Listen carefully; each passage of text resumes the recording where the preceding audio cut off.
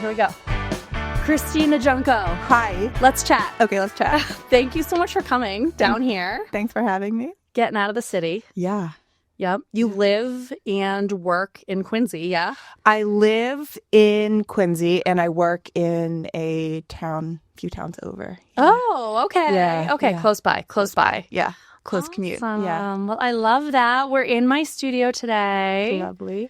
And I brought this plant down from upstairs on a whim.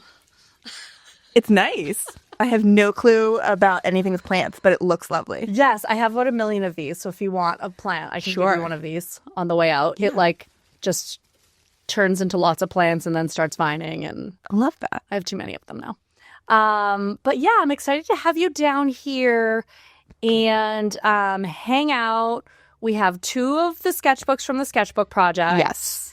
And you have been an amazing contributor to these. And so I'm so excited to talk to you about these and just sort of like creativity in your life in general. The reason I do this podcast is because as a community arts educator, I find myself at all different places telling people that they can be creative, that they are creative, and it just depends on how they want to explore and express and practice that. And I can just see that people don't believe it, or you get the old, I can't even draw a straight line. Yeah. So I created this podcast as a database to point to. Yeah. To prove it. Because I'm having these conversations all the time anyway. So I'm like, all right, let's record some of these conversations and get them out there. So, Well, I'm happy to be here. yeah, thank you. Yeah. Happy to have you. So you are a teacher. Yes. And you teach special education. Yes. And also you are an artist. I am. Yeah. So, all right. So let's see. For everyone listening or watching, the sketchbook Kristina contributed to is called The Pizza Sketchbook. Okay. So if you go to creativepathways.com/sketchbooks, each sketchbook should, it doesn't, but will eventually have its own page on there.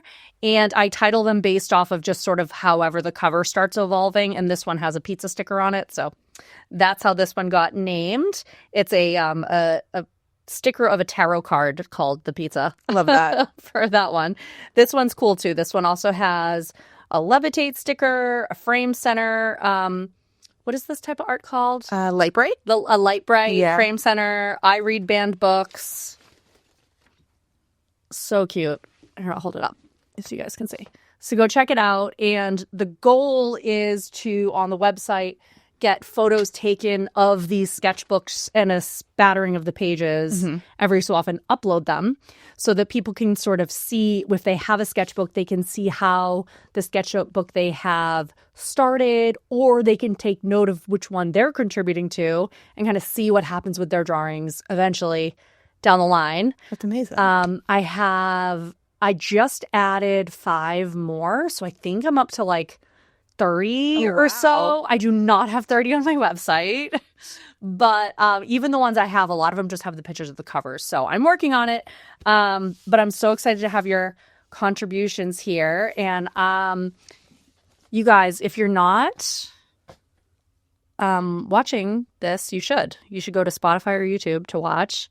But these are some of Kristina's drawings, and I'm going to post these on my Instagram as well, and I'll link Kristina's. Oh, and the birds. Don't forget the birds.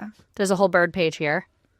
They're so vibrant. Birds from all over the place, but giving tropical vibes with your colors. Yeah. Yeah. I love it. Thanks. And the other sketchbook is one that you had with your students. Yes. So I had it in my classroom, October through the end of December. Awesome. And I'm a special education teacher. I currently work in a substantially separate classroom. My students spend some time with me, spend some time in inclusion classroom settings. But one period a week, it's 30 minutes, is designated to like art. And so you offered to allow me to have a sketchbook come into my classroom, and I decided that would be a good time to use it, a good way to teach about different materials. So we've used a variety of materials in here, and also sharing and patience and letting things be not finished, and being okay with not taking things home with you. So lots of social skills and art all wrapped into one activity. Yeah. I love it. Yeah. And the things you're saying are things that come up for me when I'm running workshops with people of all ages and abilities. A lot of times I'm working in residencies, so I'm doing longer term projects with people. And we're working on these collaborative pieces that are meant to be maybe installed on site. Mm-hmm. So there isn't a take home. So then sometimes people want me to do a workshop, and it's like, well, what's the take home? People do need that in a lot of times. So it is a little bit of a stretch to get people to participate. Yeah. Knowing that it's like, we're just throwing some color at this thing without a specific destination. Right. Yeah. And I mean, I think as someone who is creative and who also has some perfectionist tendencies, something that I had struggled with in my creative journey is being okay with things not being finished, being okay with things not looking quote unquote pretty. Mm-hmm. And in doing this, I'm like helping to teach my students that like anything can be beautiful. Like your contribution to it makes it beautiful. It makes it important. And yeah, it was a lot of fun. They really enjoyed it. So cool. I'm going to hold up some of these too. So on this page, you can see there's all sorts of layered marks. It looks like crayons, pencils, marker using different pressure points. Some are really dug in there. Some are just light. It's layered. There's squares. It looks like you guys did some resist. Yeah. Did you guys do the squares? Yeah, I used the tape. Yeah. Oh, cool. Yeah. Yeah, so much fun to just get in there and scribble. And have I talked to you about how the sketchbook project began? No. So the way the sketchbook project began, did they do these too? Yes. So cool. So more like big shapes and layers. And it's like, it's fun to even just feel these pages because they're dense. There's a lot of pigment on there. Yeah. So we were talking a little bit about my like artistic journey over the years before we started recording, and I was really big into ceramics for about 10 years. It was a big focus of mine, but I had my daughter during part of that, my first child. And so immediately I could not get to the pottery studio the way I wanted to. I would even try to bring her sometimes, and it was just like too dusty. I'm too muddy. I couldn't really get to her. It wasn't working. So I had to find another way to express my creativity. I really started leaning on my sketchbooks. And as she got older, like one, not that older, but she's little, she's a toddler, and she would be scribbling right alongside me. I'd set up a sketchbook for her and for me, and naturally should just want to be on my page. And I had to get over it. I had to figure out, like, okay, if I want to be drawing, I have to be okay with her drawing on top of my drawings. And then as she started getting more verbal, she would be telling me what to draw, and I'd start drawing it, and then she'd be like, no, change it, draw a shoe. And then I'd start a shoe. No, draw a lollipop. And then constantly flipping the pages. It was like I was getting art school flashbacks to like, drawing professors, but like, no, do this, do that. But it really became a joy and something that is just like a really prized thing that we just love doing with each other. And I realized, okay, this is something that I want to bring to the masses. It was something that I thought could translate really well for people of all ages and abilities, just like layering, working together. And eventually I end up cutting up the sketchbooks and using them as collage materials. So there's really no way to mess it up. These like all these layered chunks, it's like, oh my gosh, okay, that might just look like a big splatter of color, but like what if you punch a bunch of hearts shapes out of it or something, So that's been sort of the idea. And then it works well for what I found as a professional artist as an opportunity to loosen up, knowing it's getting cut up, knowing that some kid is going to draw all over my sketchbook. So that's sort of where it came to be. So let's take it back. And I'm curious about your journey through creativity. You ended up in education, which is a very creative career, constantly having to not only just like troubleshoot and pivot, but come up with actual creative lesson plans that are engaging for your students. So did you grow up around here? What was your like child's art exposure like? Yeah. So my family's from up here. My mom's from Quincy. My dad's from Dorchester, then like Randolph. But I grew up in Lancaster, Pennsylvania. Oh, which okay. is Amish country. And I would say Lancaster didn't have like a huge part in my creative life, but there is lots of art that like now as an adult I look and I appreciate, where I'm like, oh, that like quilt reminds me of like Pennsylvania Dutch, like hex and like all of these different things where I have more appreciation for it. Whereas as a child I was like, this is not something that draws me to it. But I would say I'm very fortunate to have grown up around some really inspirational and creative women.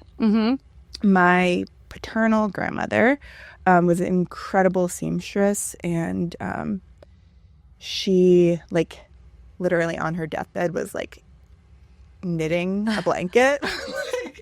Like she just Can't stop, won't stop. And my maternal grandmother, she taught me how to draw and how to paint. She also like really tried to get one of the grandchildren to be a singer, but none of us are musically inclined. But I have so many memories of her like sitting at her kitchen table and her being like, draw a face. And so we would just have us draw faces, or we would go to the beach. We'd go to Nantasket every time we came up, and we'd spend hours looking for like rocks that then we could see images in, that then we could only choose a rock to paint if we saw an image in it. And it just really made me look at everything a little bit differently. And my mom is very creative. I feel very fortunate that imagination was celebrated for me growing up. I think my siblings would say the same thing, but I don't know. I should probably ask them that question. But my mom... Siblings? Yeah. Leave us a note in the comments. Yeah. I think they would say the same thing. My mom was a stay-at-home mom, and she is very young at heart. She loves to play and imagine things, and everything was like a game. Everything, like, we made all of our costumes for Halloween. Like, my birthday parties growing up, she would like create these like incredible experiences. And so just like leaning into the creative was something that was always just embedded in my life.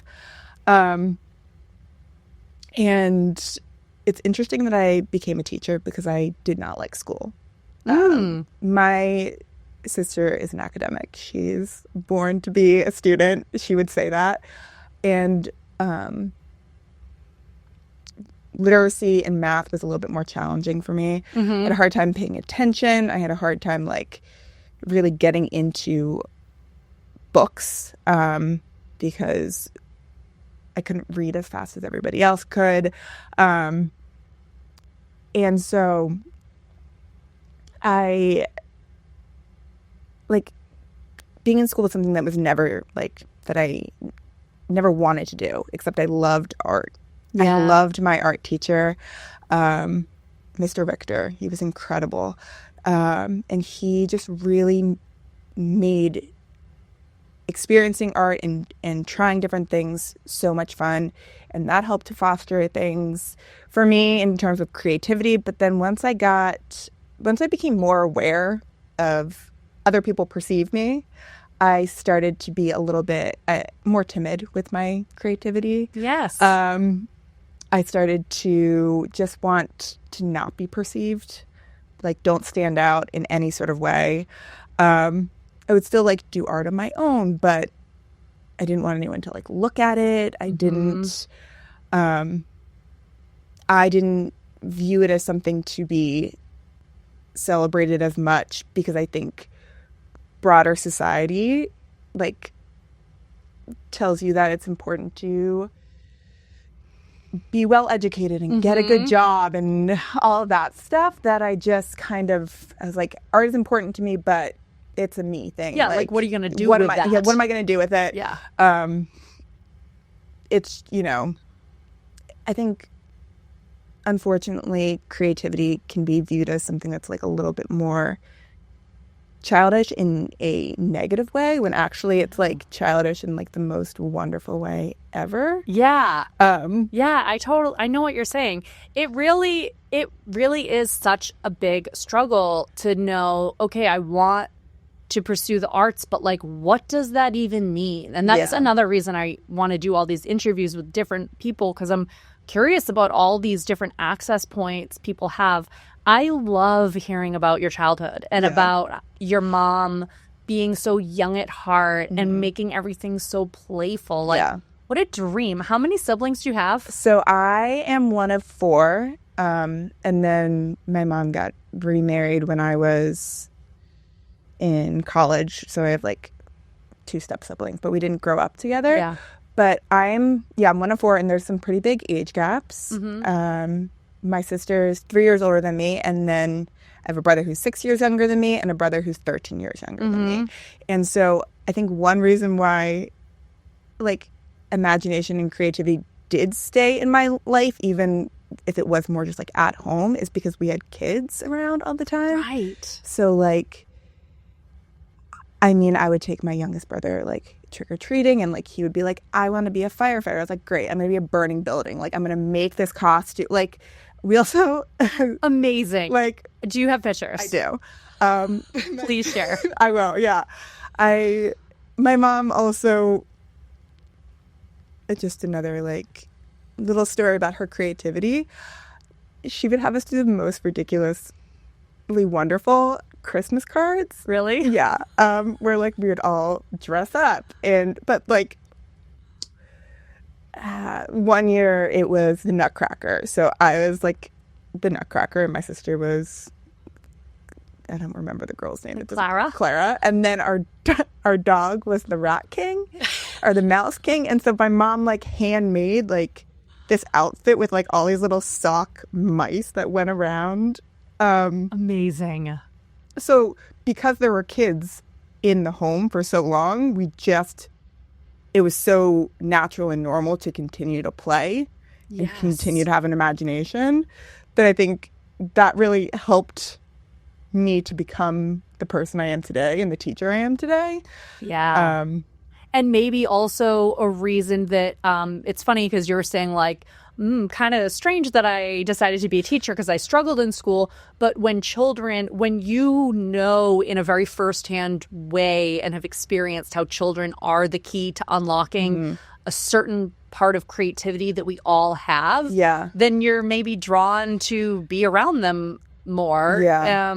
And when you get to be with these children in a professional setting, like a school, especially when you're in special ed, you're able to then, like how do we use creativity and find your creativity to make you like school more, to help scaffold some of these areas that are challenging for you? Because like, guess what? They're challenging for me too. And guess what? Like a lot of these things at school are challenging for all children. Yeah. And so being able to see that and know that children have this gift of creativity, and even noting how you know, when you decided, or not decided, but became into a place where you didn't want to be perceived, you wanted it to be a little bit more yourself. Art was just your thing on the side. Like that's always the trick, right? That's like the Picasso has that quote about like we're all born as artists. The trick is maintaining that. That's not the quote, but you know what I mean, right? Yeah. Something like that. But that's so true. Yeah. It's like, it's just inspiring for me to hear you even say that. Like, it's inspiring for me to go back and be with my kids later and be playful. Like, Yeah. it's so hard finding that balance of play and like, all right, we actually have to get some stuff done though, which is hard. a real balance that you're having to strike. Yeah. Anyway, okay, also before we go on, birthday themes. Do you remember any of the themes that like things that you did for your birthday with your mom? So the one that sticks out the most, I think I was in kindergarten, so 5 turning 6 maybe. And she did 101 Dalmatians birthday. And it might have been the same year that the like live action 101 Dalmatians came out. Okay. Maybe. Because I don't remember like being really into them. The cartoon version of it. Yeah. But for whatever reason, that's what we did. And my mom had cut out all of these like Dalmatian spots like and put them all around the house.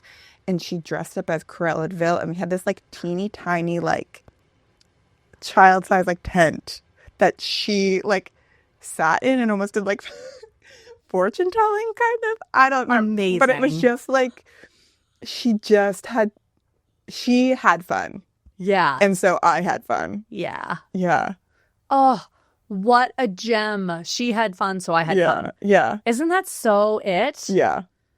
Oh my gosh. And that kills me sometimes too, because it's like, it's just like, I was saying to my husband all the time, like, why is bedtime with the kids so hard for me when I'm solo with them? Like, I have no boundaries. Like, we're brushing teeth in the bathroom and I like bent down and my daughter hopped on my back to do piggyback and then my son saw it and then he rounds the corner and he hops on her back and now I'm like, all right guys, let's see if I can actually stand up, and now we're doing this like double-decker piggyback. Everyone's wound up. We're you know what I mean? And then I'm like, I can't realistically yell at them to cool it. Right. I am instigating it. Yeah, it's 100%. You know? But it's like, when you have fun, they have fun. Yeah, that's great. I love that. And so you are in Pennsylvania. Did you go to college up in the Boston area? How'd you end up back up here? Yeah, so my mom was not super shy about not being the biggest fan of Pennsylvania growing up and loving the greater Boston area. Yeah. And we would come up twice a year. And so both my sister and I had this vision for our lives that once we could make a choice about where we'd live, we'd move back to Massachusetts. Cool. And so my sister went to college at BU. 3 years later, I was like, I'm going to Boston too. And I went to Lesley University and I pursued a degree in special education. And Lesley was just like an incredibly creative environment to be in. Lancaster County is pretty, maybe it's more diverse than I realize, but the schools I went to was pretty middle class white. Not a lot of diversity, pretty heteronormative expectations for everyone. And then I went to school up in Cambridge, Massachusetts, and I was like, everything's in color now. Yeah. It was incredible. And I never looked back. That's great. Yeah. That's awesome that you just found such a connection to the culture in the city. Like, definitely very liberal city. People are out, they're proud. There's just lots of access points to the arts and around Lesley too, right? Like you're not too far from MFA. Yeah. Getting into the museums. And Lesley, they have a program with Mass Art where you could take classes at Mass Art too, right? So I could be really incorrect about what I'm going to say. But when I went to Lesley many, many years ago, it was Lesley so Lesley College and the Art Institute of Boston made up Lesley University. So it was very easy to take art courses. Amazing. There. And there was art everywhere. Yeah. Like in all of the like dorm buildings, but also like in the class, like the buildings where the classes were. And they like created this beautiful new gallery, and there's just art everywhere. It was really cool. That's great. So did you know right away that you were going to focus in special education? Did you have any space in your curriculum to be taking arts classes? So yes, I did know that I was going to go into special education. Going back to kind of like how I even ended up here. Yeah. I had always been told, like, you're really good with kids. And I was like, yeah, I like hanging out with kids. I have no problem being like an absolute fool around children. Like, they are the most honest in the best ways, where it's like, if they don't like something that you're doing, they're going to tell you. But if they do like something, they're going to join in. And like, great. And I've always loved being around children. And my brother, who is 6 years younger than me, he was diagnosed with autism, which formerly Asperger's. And so sorry, my pocket is vibrating. Okay. And so I grew up seeing my mom's experience as a parent of an individual with autism during a time when it was like just being really recognized. Yeah, around what time period are we talking here? So when was he born? So I think he was probably diagnosed 99 or 2000. Yeah. So like scary even. It's like, what does this even mean? Yeah. I remember having a family member get a diagnosis with, I think they were calling it Asperger's then as well. And it had to have been around the same time, like late 90s or so. And I remember the doctor had this like description that we all repeated to each other to kind of help understand. It's like, oh, well, when this individual walks into the room, she doesn't just see everything the way it is. She's sort of like building a puzzle piece and taking everything in one at a time. And like, that's one interesting way to describe the way autism may be for one person, and maybe that person in my family. But also it's like there was just, I feel like, so little known even then. Like, it just feels like we're light years away from explaining, oh, this is what autism is. Right. So it's like, okay, helpful, but also what? Yeah. And I think, I saw some of the like media's portrayal of what autism looked like.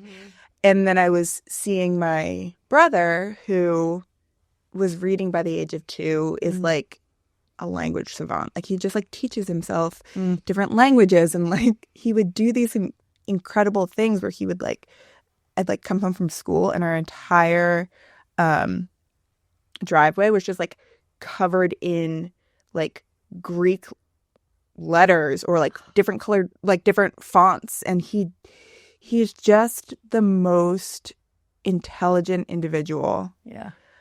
And I think I saw that in him, and I saw how much he also like struggled, where it's like what one person thinks of as like intelligent or useful knowledge isn't necessarily what somebody else thinks is. But it's like, my students are the most incredibly intelligent humans I've ever met in my entire life, and so resilient. And yeah, I saw my brother and I was like, you know what? I could do that. I'll at least give it a try. And then I like wasn't sure if it was for me. Some days I'm still not sure if it's for me.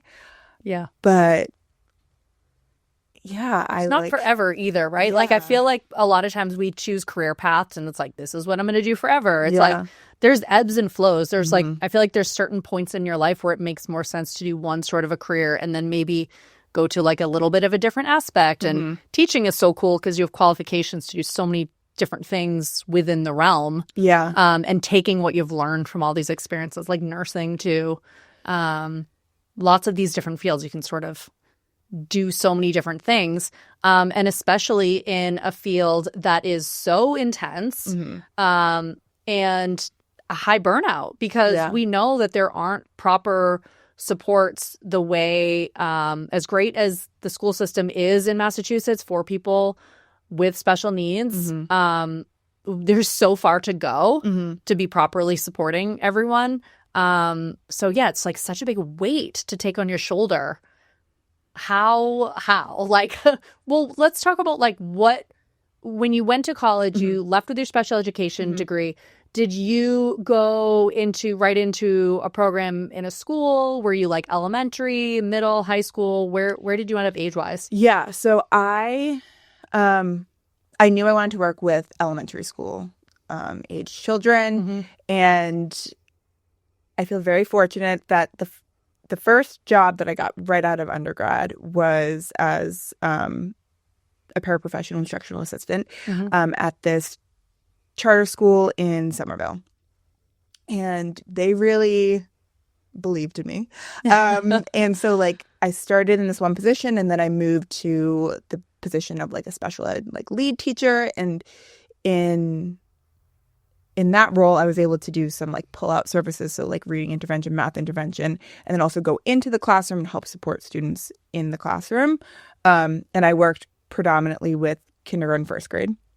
And then I moved into a position of kind of like pseudo admin, which perfect timing, not perfect timing, because that was the year the world shut down. And so everything was just, nothing was real that year or those years after. But I was starting to feel burnt out as a teacher because I was putting so much pressure on myself. And so then I moved into this role where I was able to still work with kids, but also work more with teachers and provide like feedback or insight into what I think interventions or supports might help. Amazing. And I think I was able to be more like creative in that role than I had been able to be in when I was like a teacher. And I think because part of that was because I wasn't so concerned about making sure I was like hitting all of the standards and then fitting in creativity, like fun creativity. But in like the admin role, I was like, okay, well, I'm problem solving. I'm helping to create visuals for these kids. I'm trying to figure out like what incentive systems might help. Like how can I motivate these individuals to work through something that's very challenging for them. And then I was at that school for 11 years, and then I moved and just needed something different. Yeah. And so now I'm in the position that I'm in now. Okay, great. Yeah. And so where is that? Are you still in elementary? Yes. Okay. Still in elementary. I don't know. I think elementary is like my sweet spot. Yeah. Middle schoolers kind of scare me a little bit. They scare everyone. Yeah. And so, yeah. And I think that I've found more than anything, like, you can find a reason to stress out about something. Yeah. I certainly can. I can find I can be given like the easiest task and I'm going to stress out about it. And so I just try and make sure I have fun. That like I'm doing things that feel fun for me and that feel fun for the students. And like, if that means we do a few more movement breaks, if we have like a little mini dance party, like that's what they need sometimes. We put so much pressure on these students from a very young age to achieve very highly because we think that like they're going to be behind if they don't learn how to do algebra in kindergarten. Like that's what our kindergartners are doing. Like it's wild. Yeah. And I'm just like, they also need to be kids. Yeah, absolutely. Yeah. My daughter's in second grade and her teacher this year says homework is reading for 15 minutes and doing math for 5 minutes, she doesn't check it. Yeah. It's like, it's supposed to be fun. It's supposed to be something she just wants you to incorporate that into the routine, as opposed to like, all right, we have 30 minutes. We got to get this worksheet done. It's been such a joy this year just sinking into that. Be like, hey, let's do some reading. And you know what? If we don't get to it, it's not a big deal. It's not a stress. It's play. Yeah. And finding ways to just have it as a playtime activity.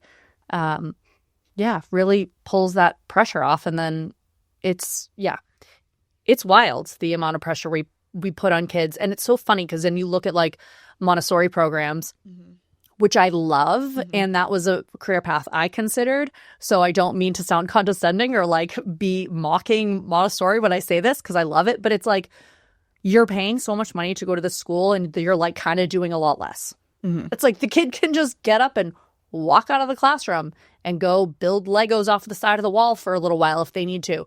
And you know what? That's what we expect for grown-ups. Why do we love working from home? Why do we love a office that has scooters, right? Like, why do we expect that for ourselves and not for children? Like, what is going on? It's a madhouse in the education system. And again, I know that Massachusetts is such a good I'm so grateful that we live here. I love the school and the schools that my children go to. My children go to public schools. But just it's like the whole thing needs an overhaul that's never coming, I don't think. Yeah. So it's so much pressure on the teachers, like being able to figure out how to just have fun. I'm so glad that the sketchbooks got to be a piece of that. Yeah. In your classroom, just like to kind of know, like, all right, we have a little time. Let's blow off some steam. Let's do a little fun. And you know what's funny? These sketchbooks have gone to corporate locations. Yeah. Same thing. They've gone into corporate locations where people in the office just pass it around and sketch and doodle, because we expect that type of thing for ourselves as adults. So like finding ways to incorporate that. But again, like, all kids have such crazy standards. Never mind the children in special education classes. Their standards are even tighter. Yeah. And like a lot of times, like with students who are on the spectrum or who have more significant needs in one or more areas, they're at school. They are any like free block is some sort of intervention block. They're receiving services, like things that they really need, whether it's like speech or OT or PT. And then many of these kids are then going home and going to more services. And it's just like, it's a long day and we expect a lot from them. And then, so I think I've learned to just like be easier on myself and be easier on them, because if it's, what is it? Like kids do well when they can, not when they want to. Yeah. And so it's like, if they need a few more minutes of not being told that they need to sit perfectly still, or like a few minutes of dancing, or like we've been doing freeze dance yoga and just like these things that are like bring joy. Like you can make a kid smile, then they're going to be a lot more likely to engage with you in the challenging things too. Absolutely. Yeah. What would you say children can do, like achieve well, or when they can, not when they want to? Yeah. So a few years, maybe even like 5 years ago now, we had a professional development back at my previous school, and the speaker just kept saying, kids do well when they can, not when they want to. Like everyone wants to do well. Nobody wants to like do poorly or to fail at something. Like if everyone could just like snap their fingers and it would be like done and perfect, they would. Like, and we think about these students who have challenges with like communication or challenges with like motor, like nothing that they're doing is because they want to add more work to their plate, because that's what it is. It's more, they are putting in so much more effort to communicate, to get work done. And so, I mean, that's where accommodations and modifications come in. But like, even with those things, like their world looks different than than like neurotypical people or people without disabilities. And like, it's, yeah, I kind of just like lost track of my thought, but yeah, like that, I keep that in mind. And I also keep it in mind for myself, where I'm like, I want to do a good job, but like, I also need to make sure that I'm doing things to take care of myself. And part of that is now leaning more into like my own creative experience, like for myself. Self-regulation is like taking 15 minutes and like drawing or whatever it might be. And then I'm able to be a better version of myself for those around me. Absolutely. Yeah, that's something that we were talking about, again, like at home with the kids. Like, hey, kids, you know, sometimes I go and take a 15-minute walk. You can do that too. I mean, not out by yourself. You're little. But like, you can go to your bedroom. You can just go away and just be alone for a minute. Like, this, like, self-regulation we need to do for ourselves. But again, like, children are just small humans. Yeah, 100%. And like, you need to learn how to self-regulate. It's not something that is like necessarily innate. Like, a lot of us have learned to self-regulate by doodling while we listen to things. And like, I feel like growing up, I felt very fortunate when teachers didn't call me out on like doodling on the side of my paper, thinking that I wasn't listening, because I needed to like move my hands and in order to listen, I needed to be doing something else. And yeah, it feels good to be able to see schools now supporting that a little bit more, like offering different strategies for students to get other needs met in order to then attend to the very important skill development of literacy and math and all of the other things that you do need, but you also need to like, I don't know, you need the creativity.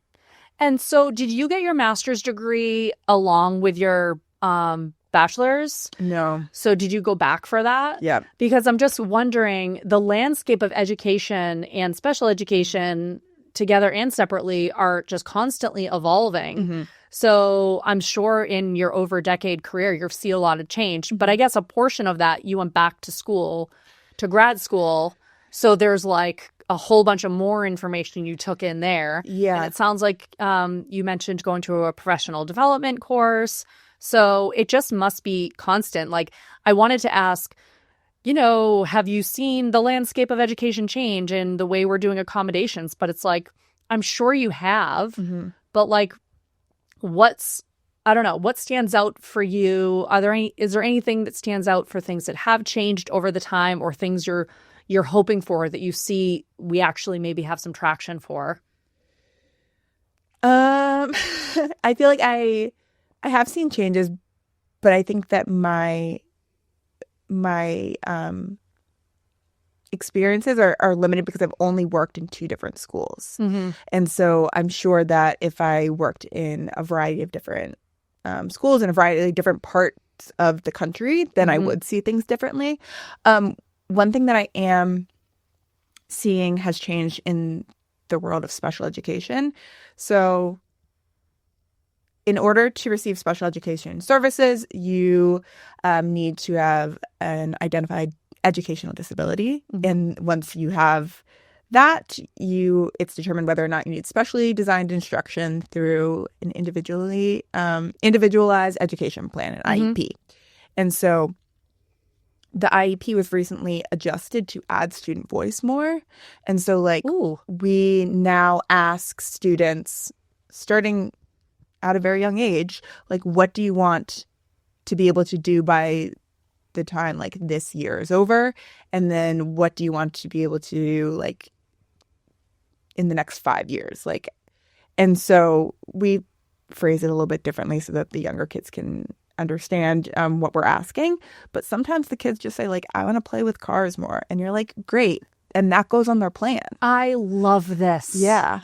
Wow. Like giving them some more autonomy and giving them a voice in their own life, in their own plan that we are creating and implementing for them. That's amazing. Yeah. It's just, you know, when genius things like that happen, it's just like, of course. Yeah. Obviously. Yeah. why have we not done this? Yeah, like give the kids a say, get them to put their mark down. It's like in the healthcare system, like you're expected to be a part of your care team. Yeah. That should always be the case. Yeah. And like, I am going to get the age wrong because, again, I work with the younger kids. Yeah. But I want to say it's like starting at like 14, individuals are invited to join their IEP meetings, but they are not required to necessarily share different things. But now it is very much, we are starting from a young age, like incorporating their voice into the plans that we create for them. That's great. Yeah. And have you found that more people are willing and want to go through the process of having their children assessed to see if there might be a disability, to see if there's something going on, if they qualify for services or not? And I ask because I went through, when I was getting my son into preschool, I went through the assessment, and like I didn't have my finger on anything specific, but I could see that there was like a couple areas that he was struggling, and it's not my area of expertise. And I trust my school system. So I brought him through, did the whole evaluation, and they were like, oh yeah, we can see what you mean about his learning style. This isn't something that qualifies as a disability. Yeah. And it was so funny because they were almost like, they didn't know. I was like, great, of course. You would think, of course, great. But no, like they said, no, they don't. They have a lot of families who are like, no, I want the support services. Yeah. It's like, but your child doesn't have a disability. Yeah. And it was so interesting. Again, I've said before, I love my school district that I'm in. And they pointed to me this whole page on the school district's website that is all the different types of accommodations that are available for every single child in the entire school. Having extra visual aids, having things written, like having a standing desk, like all these different types of things that are for every child. And I was so happy to hear that because that's something that I think has become an option now that maybe wasn't before. And I wonder if it's because more people like me are like flooding the system, being like, we need more support. And they're like, you actually don't. Yeah. But everyone does have their own learning style. And so here are some different things we can offer for that. Yeah. Yeah. I think in my experience, there have been some families who we have said to them, we think that there might be something that would warrant investigation through an evaluation, and they've said no. And then we've had other families who are saying, I'm noticing this challenge, and we're saying we don't think that it rises to the level of, like, we are seeing that your child might need some additional supports, maybe more accommodations, maybe tiered interventions, but we are not seeing clear signs of a disability. And if a parent wants an evaluation, we honor it unless we can truly tell that like there is no disability present. Yeah. But the parent knows the child so much better than we do. Yeah. And if a parent wants an evaluation, we go through with it. Yeah. But then we want to make sure that we're not over diagnosing anyone. We're not over labeling anyone. Like there's a lot of stigma still that comes with having identified disability. And so I think that, yes, we do have families who are like, I want my child to get support, and they don't necessarily realize that they can ask for the supports without having an IEP. Right. Like we have plenty of students who receive reading intervention, but they don't have a disability. Like we know that individuals learn at different rates and in different ways, and might need a little bit extra support, whether through instruction or through physical accommodations. But it doesn't necessarily mean that a disability is present. I think there is more acceptance in that way, and there are a lot of things that are just like built into the classroom nowadays that are more accommodating to kind of a variety of needs, whether that be like adaptive seating options. And like it's very common to like walk into a classroom and a bunch of students are sitting on the rug, but some students are sitting in a chair, and like some students have like a wiggle cushion to help them if they need to move a little bit more. Yeah. We're making strides. Yeah, Because we're it's like, making strides. you think back to, I was born in 85, so coming up in elementary school, early 90s. And I don't have any memories of there being different accommodations like that. I mean, I do remember struggling. And I remember there was like the school social worker would come and pull at my mom, they did assessments for me to kind of see like what was going on. I was like super shy, whatever, had stuff going on. And they would pull me out and they're like, no, she just kind of needs time to decompress. And she would let me draw. I would just go draw in her room. Like that's been an early way for me to like self-soothe. Yeah. Since I was a kid. Like I just need to doodle. I just need like some quiet space in my own brain to like just work through whatever I need to work through. But I need that quiet time. I need to be pulled away. I need to be able to just like draw and doodle. And so, again, I am raising my kids in the school district I was brought up in myself. Oh, wow. So, again, it's so funny. People are going to listen to this who are like, what? You're obsessed. But I am. And so, yeah, so that was early they were doing that. But it's like as far as different types of seating choices and things like that, I love to see that coming along. And another thing that I noticed too is more integration with children who have special needs. I feel like more of a draw to get these children in the population with the other children.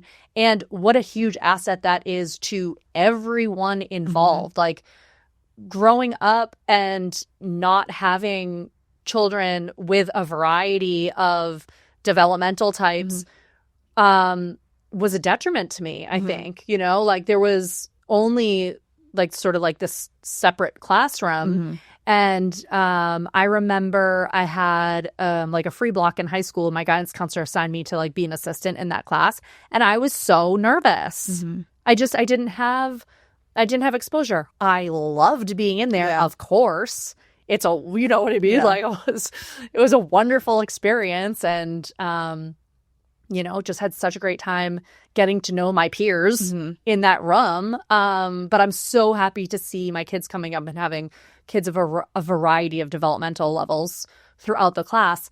As an educator, that must be sort of interesting as like a challenge too, right? Because now you have some staff who are kind of like bopping in and out of classrooms. Yeah. And I'm sure once you're in the classroom, it's like all the kids are like, help me, right? Like you're just kind of an assistant teacher. You're like, you're supposed to be with one kid, but you're probably kind of wearing a few hats. Yeah. We definitely want to make sure that like individuals are learning in the least restrictive environment possible. Yeah. So like if they require learning to take place in a small group outside, like we definitely want to make sure that they receive that. But like kids also learn so much through interacting with their peers. And even if it's just like buying into wanting to participate in something, like an individual being able to learn from their peer oftentimes goes way further than like just learning from an adult. And so, like when you go into the classroom and you help support their access to learning in the room, you also don't oftentimes they do need a lot of direct support. Otherwise you wouldn't be in the room with them. But you don't want it to feel like they're an other in any sort of way. Like they are a part of that class too. Yes. And so I am a teacher who's coming in with this student, but you are all my students. And so I might say like, I can help you in a minute. Like for right now, I need to do this, or like, can you come and sit with us? But it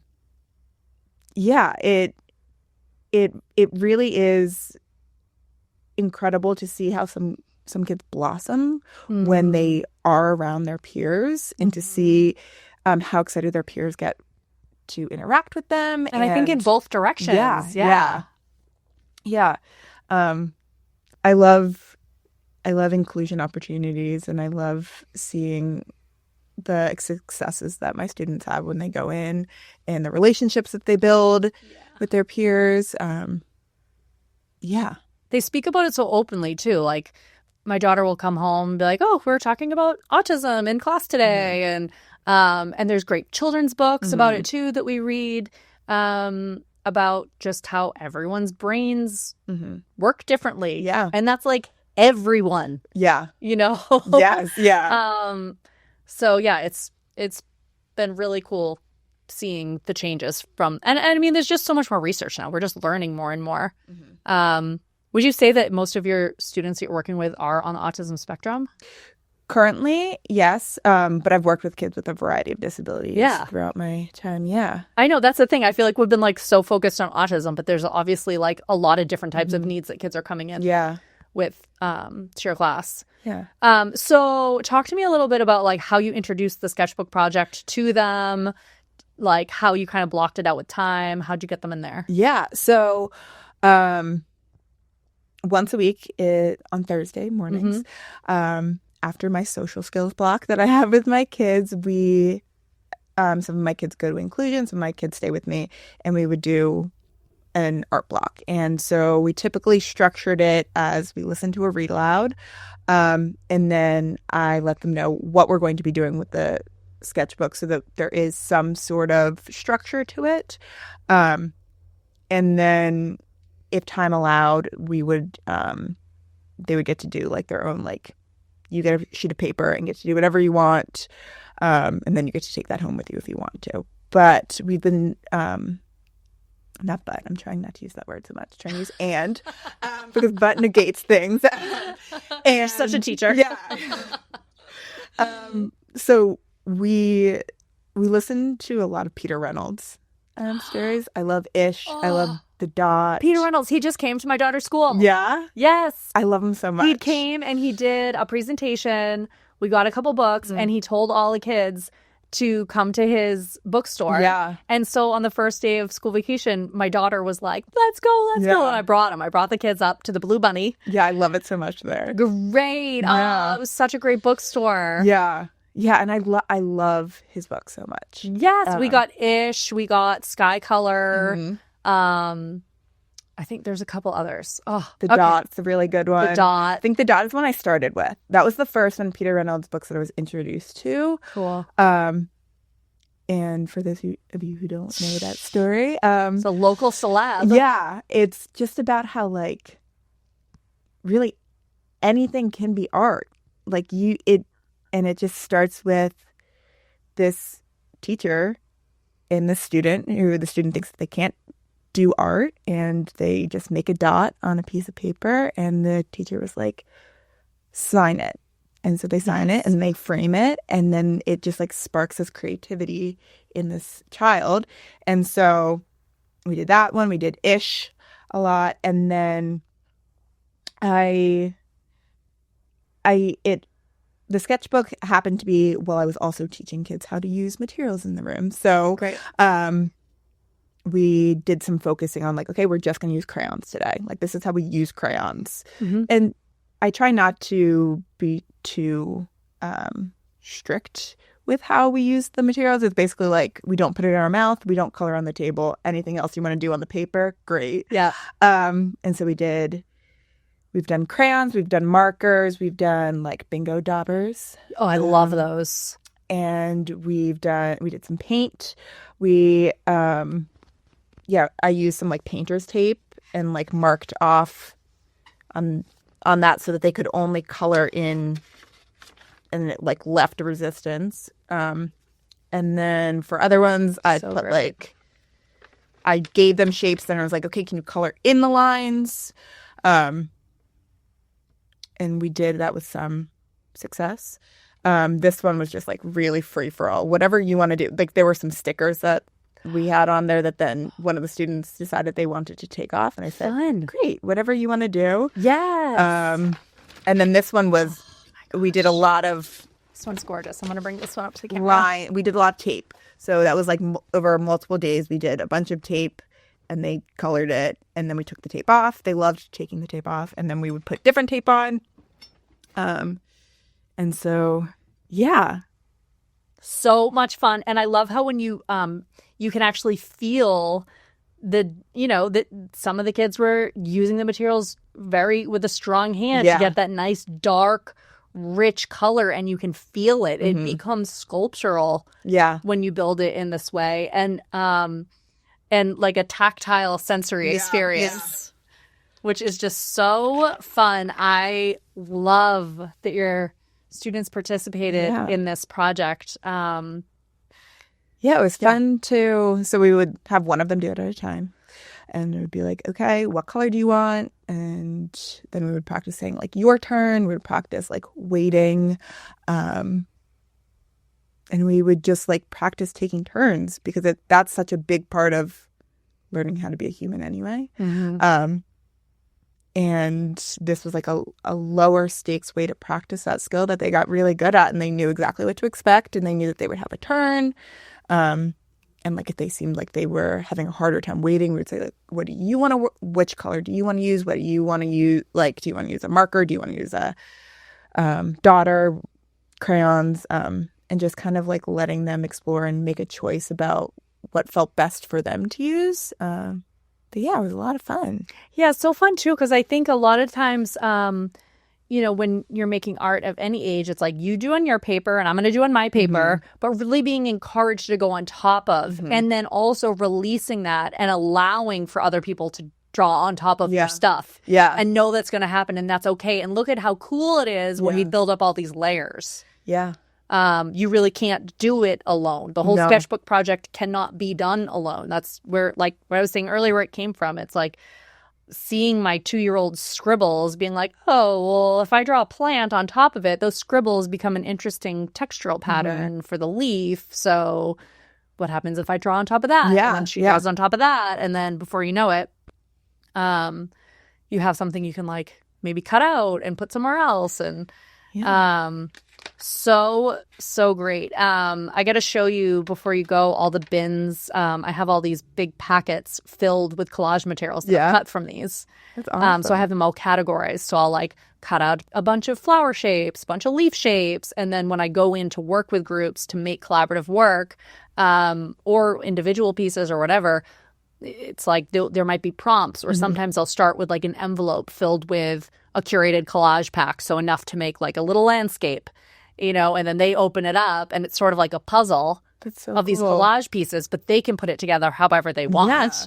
Yeah. And then sometimes that's just a start, and then they glue it down. It goes to someone else. Like, I just love this, like everyone getting in the mix and like mess it up until it looks terrible and then cut it and paint it and put something over it. And then at some point you got to make a call and be like, all right, this one's good. But really fun. I think it would be cool to get one of these in like the teacher's lounge or something too. Oh, yeah. Yeah. Yeah. Oh my gosh. Well, if you want another sketchbook, I would love one. I can definitely send another one. I'll let you poke through a couple of them. But yeah, I don't know. Anything else you wanted to hit, or observations you had on creativity in the classroom, working with your kiddos? I think I have so much. Coming back from holiday break, that's going to be a big transition. Yeah. Yeah. Yep. Thoughts and prayers. Thank you. Thank you. Yeah. I don't know. I think working with kids and having been someone who was very fortunate to have creative people in my life, being able to be creative with my students and foster that has been like such a joy and such a gift. And so I loved being able to bring this in there. Yeah. I don't know. This is going to seem like a super tangent, but it makes sense in my brain. It's okay. Let's go. Yeah. Have you ever read the book, The Little Prince? Yes, but I can't recall it right now, but I can visualize the cover. Yeah. So it's my favorite book. It's the book that I read whenever I need grounding. And the first chapter, it talks about how, I'm not ruining anything in the book, I promise. Spoiler alert. The narrator is talking about how his career as an artist was ended at the age of 6. Wow. Where he drew a picture of something that to him was very obviously a boa constrictor who had just eaten an elephant. Yeah. And all of the adults looked at it and they said, "That's a hat." And so he was like, well, and now I have to explain this to the adults. So he drew it from the inside out, and he was told that, like, why are you spending so much time drawing pictures of boa constrictors eating elephants from the inside out and from the outside? Like, you need to spend more time on your studies. And when I think about that, and I think about how the narrator is talking about my career as an artist ended at the age of 6, like, how sad is that? That the creativity of anyone could be snuffed out at such a young age when you have so much more living to do. And so I often think about, like, how do I make sure that I'm not just generally telling my kids, like, I don't care about your boa constrictor and your hat. Yeah. Like, and, like, whatever you say that this is, and whatever creative path you want to take or non-creative path, like, how do I make sure that I'm not putting my expectations for my own life onto them? Even though I'd love for everyone to be super creative and artistic. Yeah. But yeah, so it's been really nice to just, like, let them explore these sketchbooks and see what other creativity looks like to other people by, like, going through the pages. And so thank you for letting me be a part of it. Of course. Yeah. Thanks for doing it. And you know what? I take a note from what you were saying, and from this project. It's like a visual art improv game. Mm-hmm. And when kids are talking about their hopes and dreams, you know, if it's drawing a boa constrictor who has just eaten an elephant, it's like training ourselves to say yes and. Yeah. And taking that everywhere. Just taking that everywhere in life, taking the improv, seeing what someone else has done, what can you contribute to further this along, to see what it blooms into. We don't know. We don't know what it's going to look like. Yeah. So, all right. Well, thank you so much for this conversation. Yeah. It's been so great. Our first long conversation in real life, recorded. Yeah. Documented. Nailed it, I think. Yeah. We crushed it. Thank you so much for participating. I'll let you dig through some other sketchbooks and find one. Awesome. Another you want. You're welcome.